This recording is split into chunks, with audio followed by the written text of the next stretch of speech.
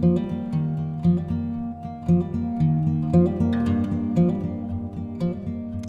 hello everyone and welcome to another episode of Wild Your Garden, and in this video we're going to be looking at how you can make a wonderful habitat for one of our very precious mammals found throughout the UK and of course across the world. These are boxes that are designed to attract a certain species, and that is of course our wonderful bats, to your house or garden. Now, by building one of these boxes, you are creating not only a roosting site but also potential nesting for them as well. So a really good thing there that you can do to help these wonderful little mammals, of course. And they are really declining, a lot of species, because they are struggling to find nesting potential and roosting potential, of course, because of the modern housing techniques these days, and just with the efficient ways in which we re-roof and build new roofs in a lot of our houses, means that a lot of the old gaps between tiles and rotten bits of wooden fascia board are replaced with plastic, and of course therefore minimizing entrance holes for these wonderful little mammals to enter into our homes and carry out their life cycle. So one of the best things you can do is make a bat box for them. Now today we're going to be looking at a brilliant design called, or what's known as, the Kent bat box, and it really is so easy to make. I can't tell you how quick these things are to knock together, so no excuses. I expect you all to be making one of these or several of these. They do actually like the communal roosters, so they like to have lots of options for roosting in the garden or on your house when you put these up. So don't just make one, make 3 or 4 or 5, or I've put 8 up on the side of a house before. So if you can, make a few of these. They're so easy and they cost almost nothing to make. So a little bit of info for you now about the bats that you can expect to find in your garden. Now, the most common species that you are likely to attract to your garden are the pipistrelle species. Now, these require a 15 to 20 millimeter cavity, so basically a gap that's, let's say 2/3 of an inch or 3/4 of an inch up to almost an inch basically. So if you can get some cavities of this sort of size, you can expect to attract them to your house. Now, in terms of where to locate them on your house, the best place is to go as high as you can, so 3 to 4 meters, and obviously on trees as well. The main thing to consider is that you have a good flight path, so you just want to make sure that these mammals can get in and out nice and easy without any obstructions, without any branches and trees. And there's no point putting these things where they're in between two houses this wide. They need some access to get in and out, a bit like our house martins and swallows, of course, which you can also put boxes up for. So they need some access, so make sure they are a really good flight path, or there's a good flight path in towards these boxes. Now, in terms of height, as I say, 3 to 4 meters or as high as you can, and positioning, they want to be south or west facing. So whereas bird boxes want to be north or east facing, and if you haven't seen any of my previous videos on how to make bird boxes such as robin, blue tit, great tit, that sort of thing, then I'll put a link in at the end of this video. Do check those out, because another great project for the kids. But yeah, they want to be south or west facing, north or east facing for birds generally, south or west facing for bats, because they like to stay warm when they're roosting. So yes, south or west facing is the best option for these. So this latest project in London that I am working on at the moment, this wildlife garden, where some of you may have seen the previous videos, we've been putting in this lovely oak trellis fencing and all sorts, and now we have, if I move to the side, a pond in the garden, or the makings of almost a pond. So that's going to be great for providing a lot of insects that are feeding in and around the pond. So really good habitat for the bats, of course, and attracting them into your own garden. So a pond, if you haven't considered them, make sure you put one in your own garden, because they are just the best thing you can do for attracting wildlife. So location of these boxes, they're going to go, excuse the glare, on this house here, which is west facing, so they're going to go in between these windows and the downpipe from the guttering. So perfect spot, really no lower than your top windows on your house if you can. Again, they like to be nice and high up when you put them on, but I'll put them up shortly, and yeah, you'll see that no doubt. But they don't have to be obviously fixed to the side of the house. As I say, you can put them on the side of a tree.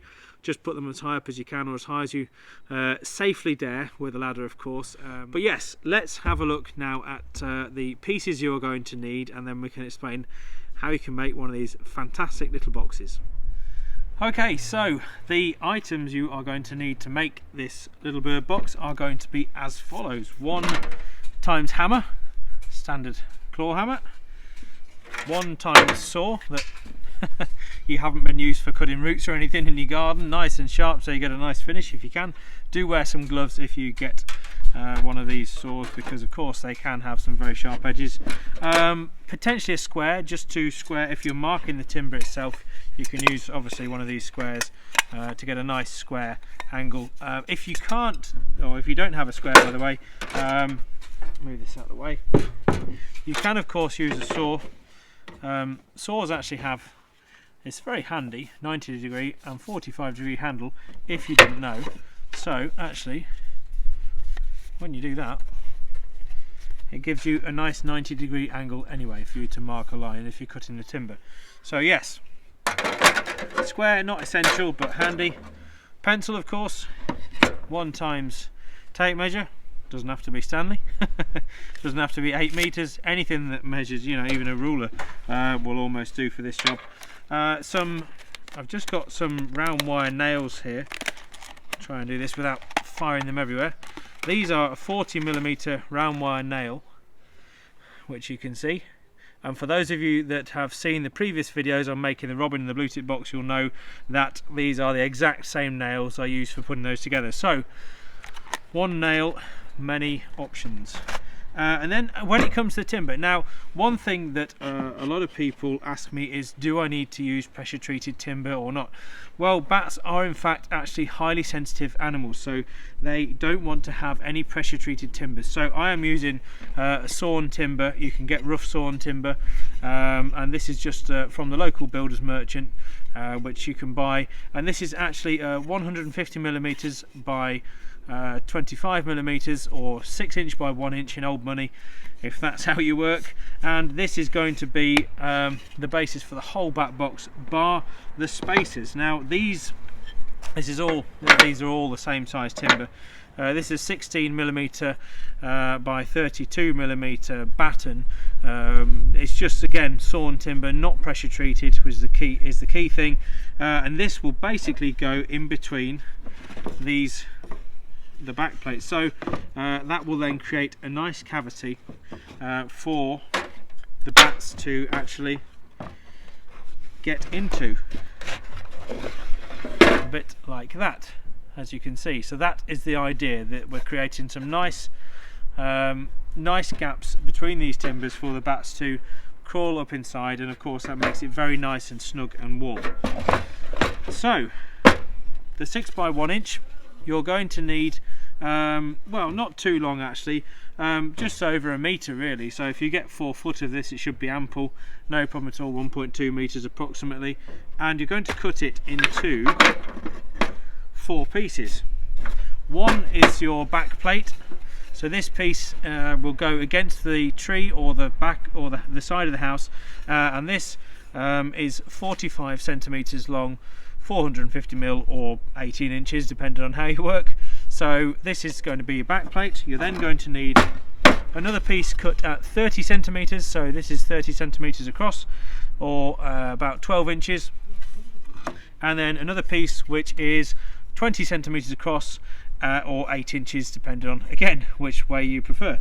And then so that is the 3 pieces. Now they effectively go something like that, but then with the spaces in between them, which we'll show you in a minute. But then across the top you're just going to have, so the rain doesn't get in the top, we're going to have another piece which is that's the 6" width, 150mm, so just straight off the cut off the timber, and all you need is 10 centimeters or about 4 inches of that as a section, and that's just then nicely going to sit on top to cover all the gaps up on the top of the box and stop any water getting in. So just a little recap for you, about 4 foot, 1.2 meters approximately of 6" by 1" sawn timber, non-treated, as I say, non-pressure treated. That's the key point in all of this. And then your batten, which is about 16mm by 32mm. So let's have a look at how we're going to put this together. So I've got all these pieces already cut. I've used my chop saw to do them. I've cheated a little bit, but of course you can use a standard hand saw like the one we've just looked at, which is perfectly fine, and you can get a pretty good cut with one of those, no problem at all. So the setup of the box is a bit like this. So we've got, as a bit of a recap, 20cm piece, 30cm piece, and 45cm piece. That's going to be your base, so stick that down first, and we've also got the 10cm piece, which is going to be your roof. You've then got 4 battens, which we've just looked at, which are the 16 by 32mm batten. The 16 just gives you the width on the side. So we've got 2 at 20cm and 2 at 30cm. A bit like giant chopsticks, if you like. But these are going to be the spaces. These are the crucial part in the back box that give it the width that they obviously need to get into these gaps and make the most of them. So without further ado, what we're going to do is just mock this up first, basically. So if you take your 2 longest battens, stick them on the sides. So I'm going to use this end as the top. Now with the roof, I'm going to just mock that up. What you want basically is a mark, and I've worked this out already, around about, I'm just going to take this off to mark it, around about 40mm, which is similar in fact to the bird boxes. So I'm just going to put a 40mm mark there.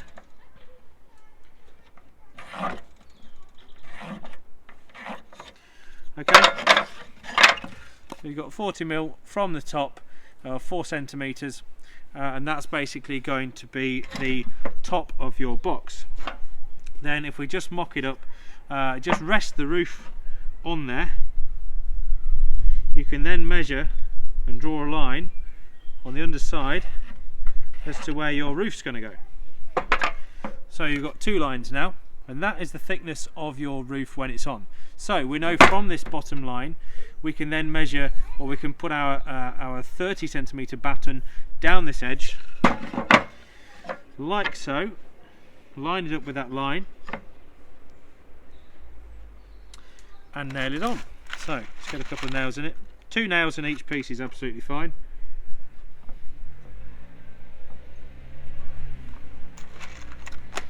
I'm actually going to use these slightly thinner nails for this first piece because I've got some, if you can, get some 25mm nails, else you'll just find these 40mm just poke out the back a little bit. So 25mm, these are ring shanks, but you can use the round wire nails like the 40mm in this box. So I'm just going to put a couple in here.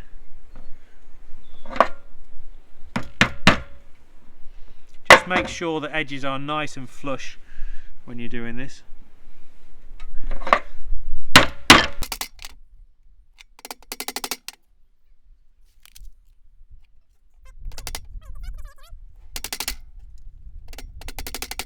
When you nail these pieces on, so that's how it should look now, you've got your two pieces on there.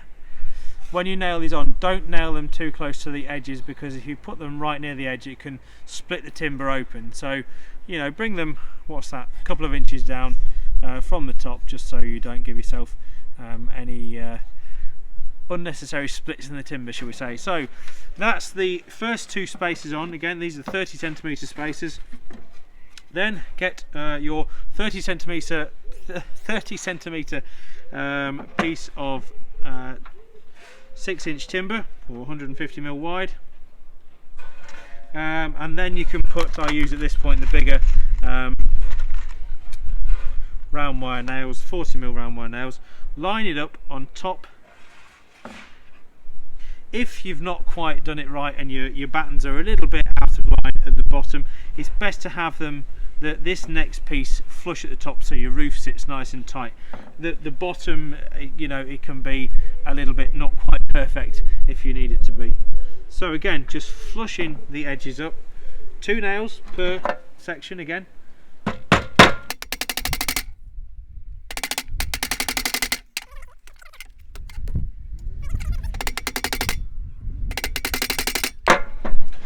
So, starting to look a bit more like a bat box. Now you can see we've got that front plate on, 4 nails, absolutely fine, and the spacer just doing a really lovely job of creating this nice uniform cavity down the middle, which is of course going to be their future home. So that's the first piece done. Now we've got the two 20cm battens, which we're just going to again line up with the top of the box. And I'm going to switch back now to the other nails, which are the 25mm nails. And again, 2 nails per piece is absolutely ample.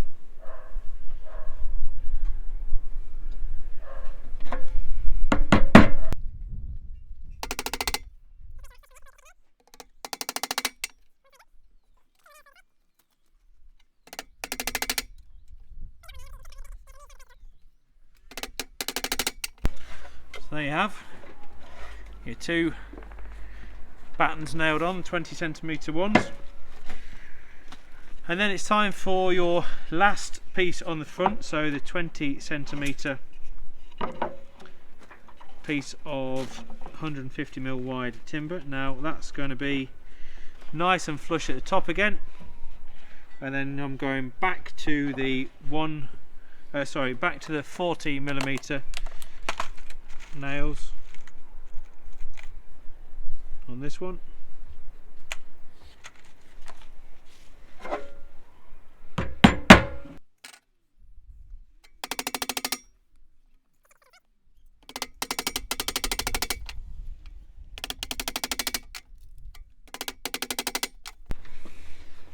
Okay, so look at that. Starting to look like a proper bat box. The only trouble is now the rain can still get in, so we're just going to put the roof on. So I'm going to sit this on the side and just put the lid on like that. Again, make sure it's nice and flush along the sides.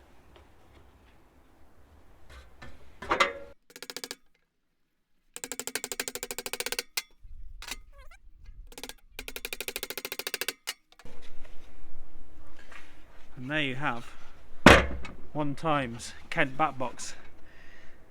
Now, as you can see, there's some fabulous cavities in the middle of that now, and I can't wait to get this thing up. I'm going to knock a few more up now just to make sure there's a nice colony of these things.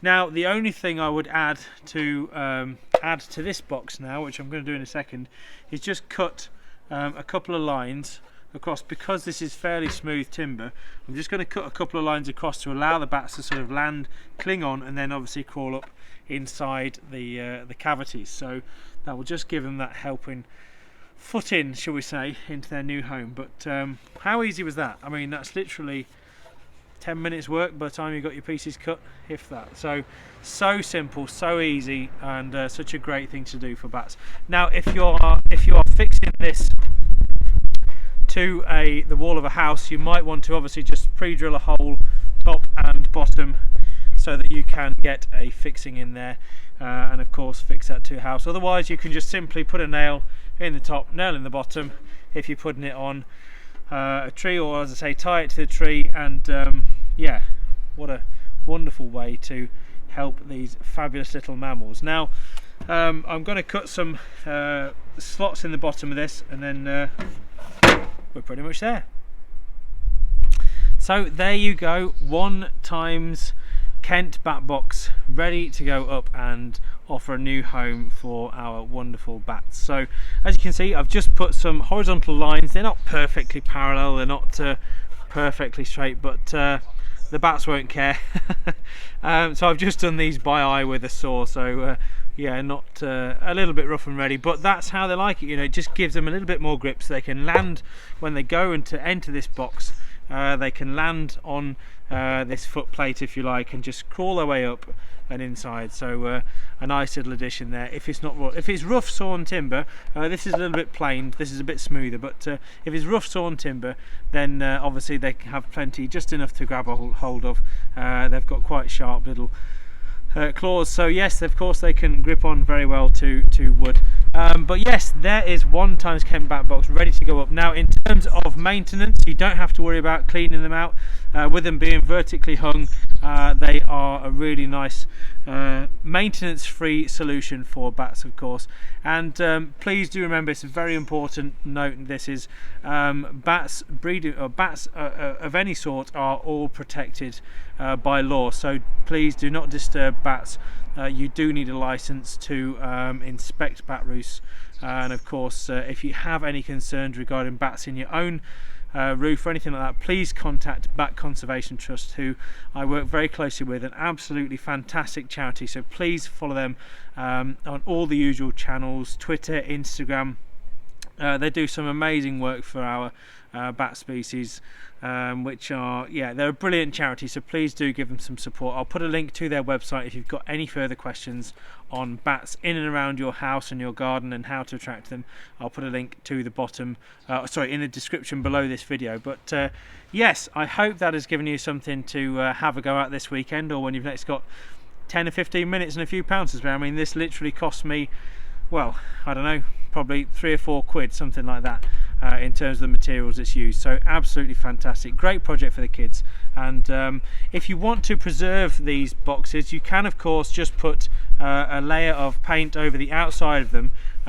You know, some people do supply these, and I've got some on the website wildyourgarden.com. Of course, if any of you are interested in buying any bat boxes ready-made, then do check that out. I'll put a link in the description below. But you can paint the face of these and the roof just to give them a bit longer life. Obviously with this being untreated timber, they won't last as long outside as say a treated bird box or anything like that. But by giving them a coat of paint, you know, on the outside, not inside, as I say, to affect the bats, and not on where they're going to be crawling in, but on the face and the roof, then feel free to do so. So Kent bat boxes, get some made, put them up. There's a great time of year now, of course. Bats are coming out of hibernation. It's April time, so I've seen my first few pipistrelles, common pipistrelles already. Yes, do keep an eye out for them. The best way you can attract bats to your own garden is providing obviously food for them in terms of moths and other insects. So planting attractive plants that will attract moths, so things such as honeysuckles, which attract a lot of hawk moths, and a lot of things like nicotiana, buddleias, hebes, lilacs. They're all things that are going to attract a lot of moths, which in turn obviously attracts the bats. But in general, they love hunting along tree lines. So if you've got any hedges in the garden, any mature trees, you can expect to find bats more easily in and around your garden, where they'll be hunting for insects around these associated landmarks, should we say, if you've got any big trees in the garden. So yes, that and a pond, obviously, which I've touched on already, but a pond is a great way to attract bats to your garden because of the associated insects with those water bodies as well. So by providing the flowers that provide the nectar for the insects, you are in turn helping the bats, but the best way is providing a home for them. So as I said earlier in the video, one way you can protect these softwood boxes is to give them a coat of paint. So here you can see the good lady of this property has given them a very nice coat of this quite tasteful grey paint, which I think will blend in really nicely into the side of the house. So just the top, as I say, where it's going to get most of the weather, and the face, of course. The sides, or the front if you like, and the sides aren't going to get that much weather, but equally the front is where the bats, of course, are going to land, then crawl into these boxes, so they don't want to be pressure treated. So 3 up already. Have a look at this. If you can see, 3 up, looking nice, just under the eaves. Again, west facing garden, so 1 more to go, job done. Well, that is the 4 Kent style bat boxes in their new positions, where hopefully they'll provide a really welcome stop for many bat species, and looking really wonderful in this evening sun. You can see I've got 2 behind me just there, and these 2 just next to me here, so really do look just the part on the back of this property, which of course is going to attract lots of bats with all the new features that are going into this garden. The wildlife pond inclusive, we've got the meadow to be planted and sown next week, all the native trees and shrubs that are going to go down the borders. So much to attract the bats into this garden, and to top it off, these lovely bat boxes. So Hopefully that's inspired you to go and make your own for just a few quid, and you can get these up on your own house and start helping these wonderful mammals. So thanks very much for watching, guys. Please feel free to subscribe to the channel if you haven't already. Give the video a like, and I'll be sure to bring you many more videos on all the ways in which you can help wildlife in videos to come. I'm going to get down and get a cup of tea. I'll see you soon.